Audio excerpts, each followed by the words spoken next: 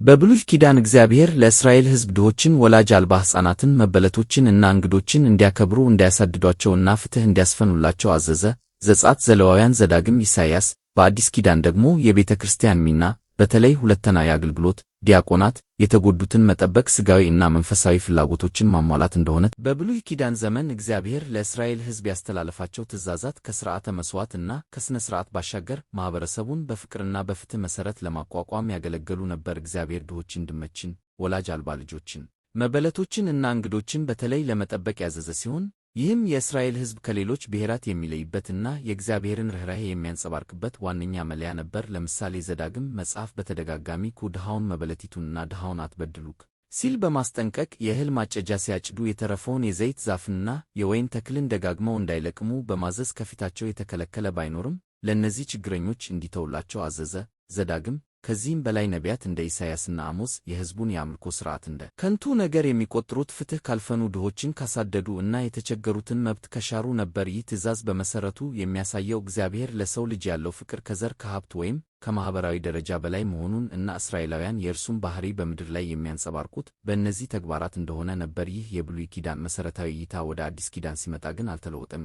በኢየሱስ ክርስቶስ አርአያና በሐዋርያት ትምህርት የበለጠ ተጠናክሮ ወደ ተግባራዊ አገልግሎት ተተርጉሟል። ኢየሱስ ራሱ ለድሆች ወንጌልን እንዲሰበክ፣ ለታሰሩት ነጻነትን እንዲያውጅ ተቀብቷል። ሉቃስ። ቀደምት ቤተ ክርስቲያንም ይህንኑ በመከተል መበለቶች በዕለት ተዕለት አገልግሎት ሲረሱ በነበረበት ወቅት ሐዋርያት ሰባቱን ዲያቆናት በመሾም የቤተ ክርስቲያንን ሁለንተናዊ አገልግሎት መደበኛ ሥርዓት አደረጉት። የሐዋርያት ሥራ ይህ የሚያሳየው የቤተ ክርስቲያን ሚና ሥጋዊ ራብን ከማብቃት አኳያ ብቻ ሳይሆን የተጨቆኑትን ድምፅ ማሰማት፣ ፍትሕ የጎደለውን ሥርዓት መቃወም እና ለችግረኞች ተስፋ መስጠት መሆኑን ነው። ሐዋርያው ያዕቆብ ወላጅ የሌላቸውን ልጆችና መበለቶችን በመከራቸው መጠየቅ ነው ያዕቆብ በማለት ይህንኑ በግልጽ አስቀምጧል። ስለዚህ ዛሬ ቤተ ክርስቲያን የብሉይና የአዲስ ኪዳንን ይህን ታላቅ ትእዛዝ በመያዝ ለድሆች ምግብ መስጠትን፣ ለድሆች መጠለያ መስጠትን፣ ለመበለቶች ማኅበራዊ ድጋፍ ማድረግን፣ ለአቅመ ደካሞች ትምህርትና የሥራ ዕድል መፍጠርን እንዲሁም ፍትሕ የጎደለውን የማኅበረሰብ አወቃቀር በእውነት ቃልና በተግባር መቃወምን እንደ ዋና ተልዕኮ ልትቆጥር ይገባል። እርዳታንና መንፈሳዊ ወንጌልን እንደ አንድ የተዋሃደ ምስጢር አድርጋ ማየት እንጂ ልትለያቸው አይገባም። ምክንያቱም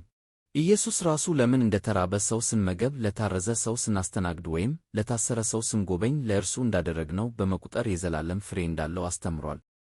ስለዚህ ቤተ ክርስቲያን ዘመናዊውን የማኅበረሰብ ችግር፣ ድህነት፣ መገለል፣ የሥራ እጥረት እና የጤና እክል በጥበብና በፍቅር የምታገኝበት፣ መንግሥታዊ ተቋማት ሳይችሉት የቀሩትን የርኅራኄ ክፍተቶች የምትሞላበት፣ ከፖለቲካ ገለልተኛ ሆና ግን ፍትሕን አጥብቃ የምትጠይቅበት፣ ደግሞም የእግዚአብሔርን መንግሥት ተጨባጭ እውን የምታደርግበት ሕያው አካል መሆን አለባት። ይህም የእምነቷ ትክክለኛነትና ተአማኒነት እውነተኛ ማስረጃ ነው። በመጽሐፍ ቅዱስ ውስጥ ለድሆች፣ ለመበለቶች፣ ለዲዶች፣ ወላጅ አልባ ልጆች እና ለእንግዶች የሚደረገው እንክብካቤ ከሥርዓት በላይ የሆነ መሠረታዊ የእግዚአብሔር ባሕሪ ነው። መዝሙረኛው ከእግዚአብሔር ለአባት ለሌላቸው አባት ለመበለቶችም ፈራጅ ነው ከመዝሙረ ዳዊት በማለት ይህንኑ ያረጋግጣል። በብሉይ ኪዳን ሕግ ውስጥ እነዚህን ተጎጂዎች ለመጠበቅ የተወሰኑ ድንጋጌዎች ተሰጥተዋል። ማንኛውንም መበለት ወይም ድሃ አትበድሉ ይላል። ዘሌዋውያን ደግሞ እንግዶችን እንደ አገር ሰው ማክበር እንዳለባቸው ያዛል። ነቢያትም ይህንኑ በጥብቅ አስተጋብተዋል። ኢሳይያስ ድሆችን አትበድሉ፣ መበለቶችንና ድሆችን አትዘርፉ ኢሳይያስ ሲል ጮኸ። በአሞስ ደግሞ ችግረኞችን የሚረግጡትን ያወግዛል። አሞስ።